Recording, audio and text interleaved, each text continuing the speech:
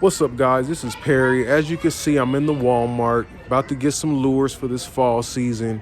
But first of all, I need you guys to hit that subscribe button. Make sure you punch in the like and also share, please. I need your guys' support and I love your support. Thank you, guys. But let's get back into these lures.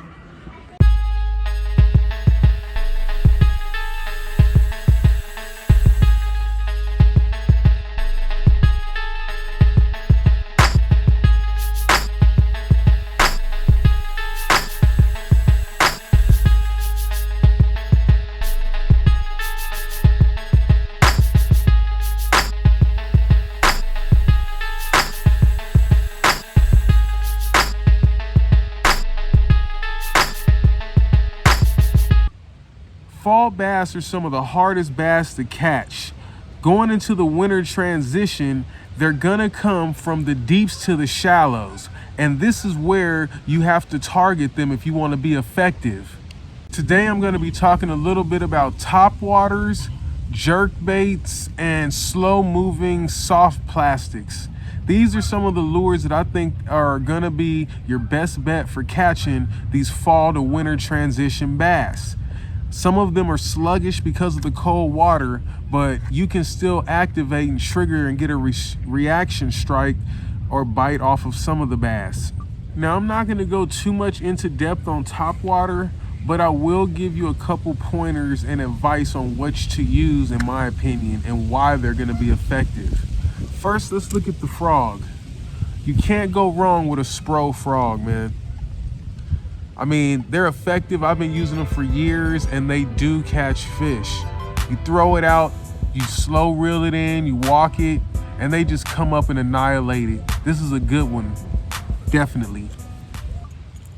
Another effective lure is the Zora Spook. These right here have sold millions and millions of copies in different color shades. I kind of like this one for the murky water that I'm fishing out here. It has some chartreuse on it. It kind of looks like a rainbow trout, which they just stocked at these ponds. So this one right here is going to be definitely one of the ones that I'm going to use right now. Another good topwater lure is the Rebel Popar. These have also sold millions and millions and millions of units over the years. I mean, they're tried and true tested. This one right here, you throw it out and you just slowly pop it. And what I like about this one is it doesn't move a whole lot. It stays in the strike zone longer than a lot of your other baits. You know, like your walking bait is gonna move and come back towards you real fast. The Popar kind of just pops and comes back up, pops and comes back up, pops and comes back up. So these are the two different styles of topwater baits. And there's also another one I want to throw into the mix. This is called a Team Daiwa pencil by Daiwa. And these basically pop and they come right back up to the surface in the same area. These are the most effective topwater baits for staying in the strike zone. They come in different colors, different sizes. And like I said, just some killer topwater baits for the bass. The next category of fall to winter transition lures that I like to go with are called jerkbaits. Jerkbaits comes in all different sizes and colors. Some are medium diving, some are shallow, some are deep divers. It just depends on the situation that you need. When it comes to a deep diving crankbait, it just depends on the situation. If you're gonna be ticking the tops of grass, then you might wanna go with a medium diver or a shallow runner. And if you see them crashing on top, you definitely wanna go with a shallow jerkbait. That's my choice.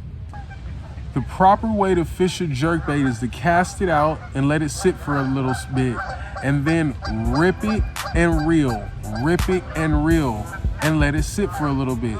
Once you get your cadence down and you figure out what exactly the fish want, you'll be able to hone in and get exactly the right speed and depth that they want it at. Let the fish predict and let them tell you how they want it. Let the fish dictate how they want the bait. Don't be scared to change the way that you're maneuvering your lure to make them react into biting it. Sometimes the way we think fishing lures isn't how they want it, and they're just gonna watch it go right past. So change it up. Try slow, try fast, try high, try low. Just change it up and let the fish dictate how they want it. The next type of bait that I want to talk about are soft plastic lures. Soft plastics can be fished on the top, they can be fished on the bottom, and they can also be fished on the middle of the water column. But a lot of times these are going directly to the bottom. I mean, look at this one. This looks just like a crawdad imitation. You know, we have the Senkos, and then we have creature baits, which they imitate crawdads. We also have lizards. Now, any of these soft plastics can be fished weightless or by adding weight. It just depends on what you're trying to do and what kind of structure you're trying to fish.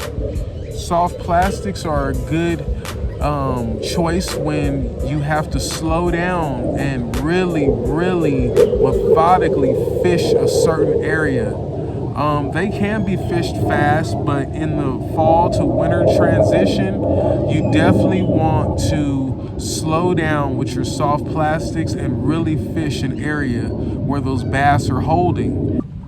Now, with a lot of the creature baits, I like to rig them Texas rig, you know, with a little 1/4 ounce weight. And with the Senkos, I like to go weightless. And even a little step farther, I also like to go wacky rig. It just depends on how the bass are dictating what they want for the day. So you got to switch it up, and you have to go with the flow and be versatile. Just change it up and be versatile. I can't stress enough how important it is just to slow down and take your time during the fall to winter transition. These bass are just picking and choosing which meals they want. It's kind of hard to get them to bite at this time of year, but you really can if you hone down and just take your time and methodically fish certain areas. I want to give a thank you and a shout out to the guys over at Tactical Bassing. They provided the great underwater footage seen today in my video. Matt and Tim have 7 world records and 70 bass over 10 pounds.